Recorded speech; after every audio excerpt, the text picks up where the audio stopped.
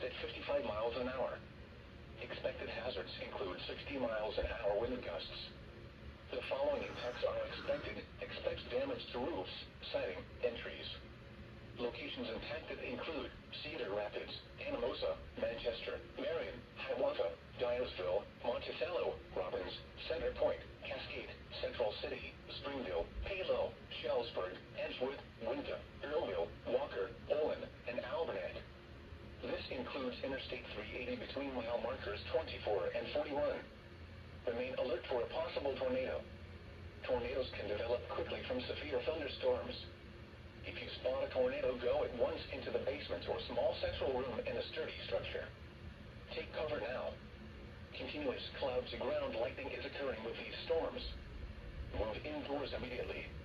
Lightning is one of nature's leading killers. Remember, if you can hear thunder, you are close enough to be struck by lightning. Torrential rainfall is occurring with these storms and may lead to flash flooding. Do not drive your vehicle through flooded roadways.